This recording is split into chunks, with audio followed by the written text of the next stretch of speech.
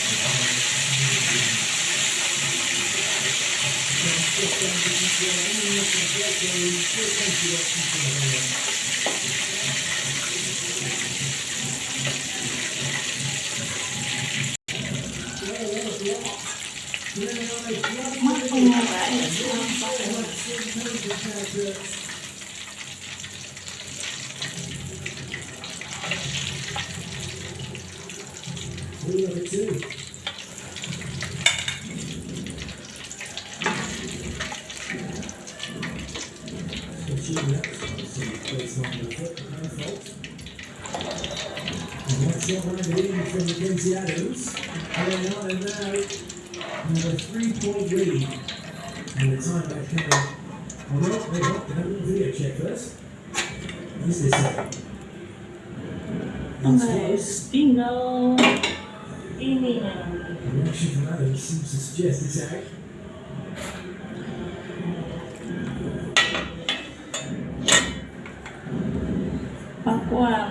Pakuan. Oke.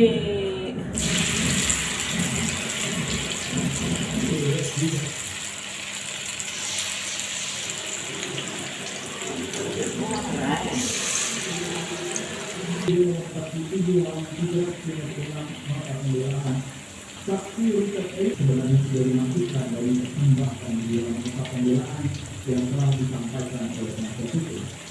Dengan demikian, yang penyidik ini di atas mengada-ngada dan hanya berusaha mendeskripsikan penasihat hukum terdakwa. Saudara, untuk membahas terkait dengan materi yang telah dibacakan oleh penasihat hukum kedua terdakwa hingga hari ini, kita bergabung dengan sumber ada Mas Heri Firmansyah selaku penasihat hukum pidana Universitas Negara. Selamat siang Mas Heri, mungkin dengan Riza. Mas Heri, kita lihat bersama ada dua terdakwa yang telah dibacakan oleh para penasihat hukum mereka masing-masing. Kita akan bahas sebesar dulu. Yang pertama yang saya tanyakan adalah penasihat hukum yang ini menolak tuntutan jaksa karena menganggap hanya bersandar keterangan Eliezer. Anda melihat seperti apa, Mas?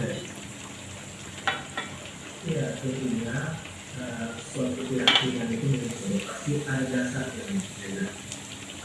Makan guys, nggak punya sendok. Apa yang disampaikan Eliezer Jadi seadanya aja. Tapi apakah kemudian yang hanya satu atau dari sisi anda salah? Kemudian ditelusuri oleh jaksa kan?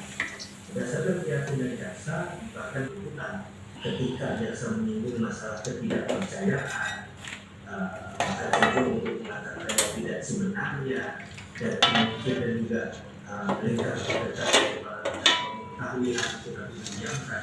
itu kan berkali-kali juga sudah disinggung oleh jaksa penuntut umum. Dan bicara tentang keyakinan kita sesuai dengan keyakinan orang lain ya, karena itu pasti berdasarkan penelusuran yang panjang juga, sama seperti keyakinan Dan mateng kayak penasihat sudah hukum. mateng. Misalnya penasihat hukumnya Sambo, bahwa Sambo nggak bersalah, Sambo hanya memerintahkan aja, tidak sampai mati begitu. Itu kan keyakinan juga yang dibentuk. Ya, berbicara tentang dalil juga bisa dibantah. Bukannya yang Dari mana masalah yang menguatkan hal itu? Dari mana yang mengatakan misalnya tidak ada katakanlah kliennya atau Sambo itu di sekitar TKP. Berarti secara tidak langsung sah-sah saja begitu ya, Mas Heri ya. Lalu kalau misalnya Anda sendiri nilainya seperti apa? Apakah demikian sesuai dengan yang dikatakan oleh tim penasihat hukum dari Verdi Sambo? Kemudian membuat opini yang tidak berdasar juga, itu saya jadi berpikir ulang untuk mengatakan tadi itu jadi poin yang baik atau tidak begitu. Kita kalau mau konsisten seperti dalil mereka yang selalu menyampaikan objektivitas, sudah berhenti saja di situ.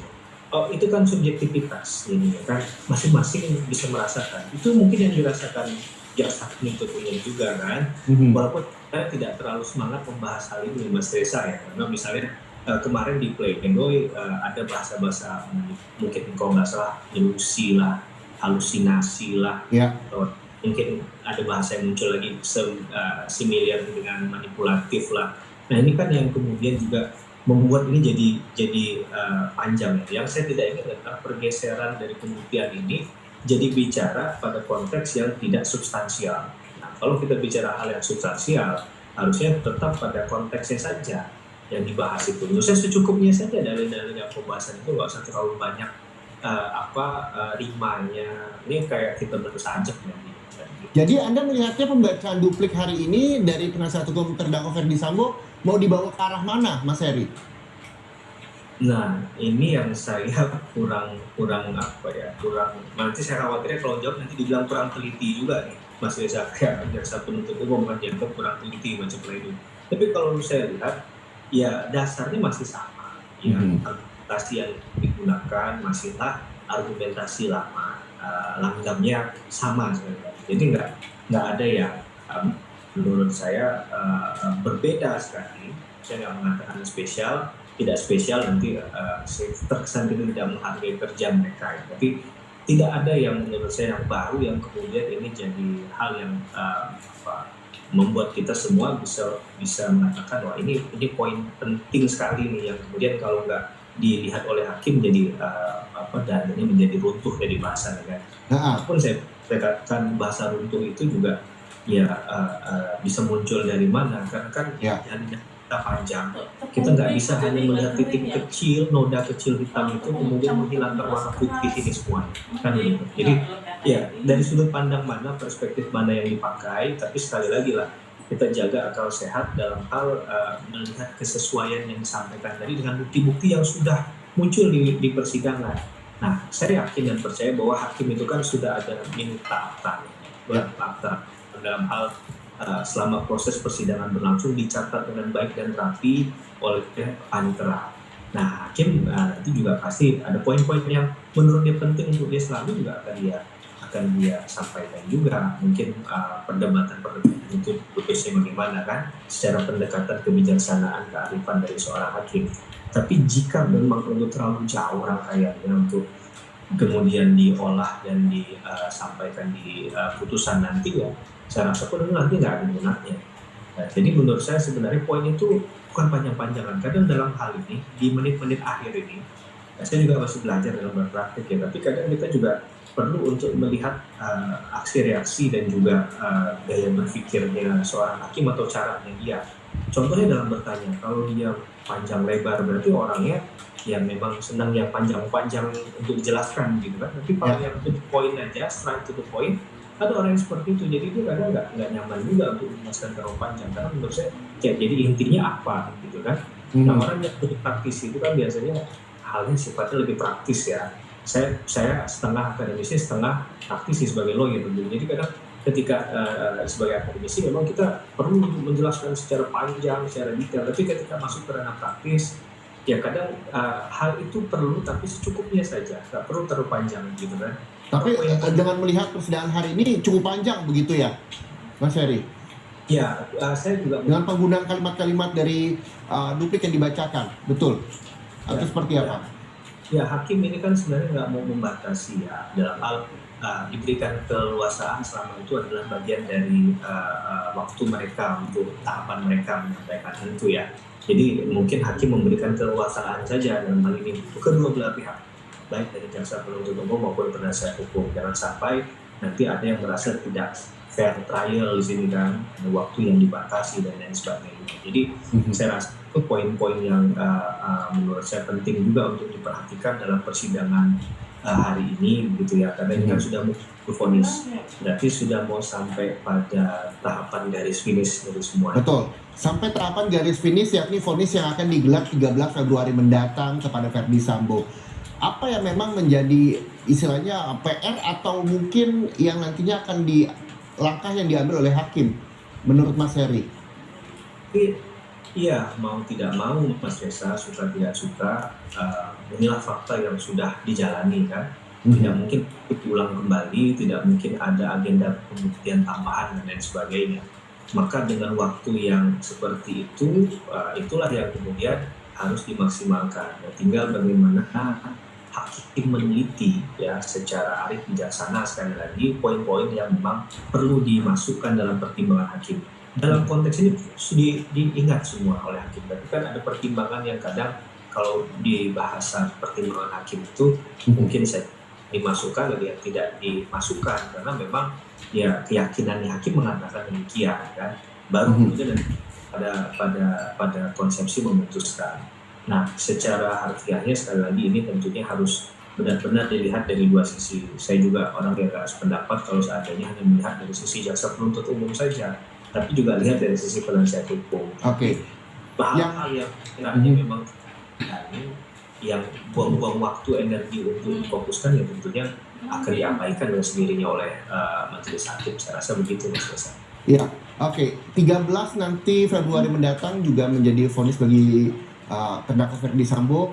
Jika bisa berandai-andai Anda Mas Heri sebagai akademisi dan juga praktisi, berapa lama hakim nantinya sekiranya akan memvonis Verdi Sambo kalau melihat dari perjalanan persidangan kasus pembunuhan Brigadir Yosua untuk terdakwa Verdi Sambo saja menurut Anda Mas Heri? Ini jawaban yang maha berat kalau dihadirkan ke saya ya, karena saya memang agak enggan menjawab itu karena khawatirnya memprovokasi atau mempengaruhi apa yang menjadi nilai kebatilan hakim. Kita hargai saja, tapi setidak-tidaknya kita minta adalah fakta-fakta hukum yang disampaikan oleh hakim itu tentunya sudah dipertimbangkan dengan matang dengan melihat apakah itu layak atau tidaknya untuk dipertimbangkan. Yang pasti hakim punya keleluasaan untuk di bawah surat tuntutan nilainya sama dengan surat tuntutan atau bahkan cenderung memberikan peluang untuk pidana yang lebih tinggi karena tentunya berasal dari ancaman pidananya ya. Ancaman pidananya kan adalah pidana mati. Nah, yang kemarin diberikan surat tuntutan bagi satu adalah seumur hidup. Nah, boleh dia di bawah itu adalah yang 20 tahun atau di bawah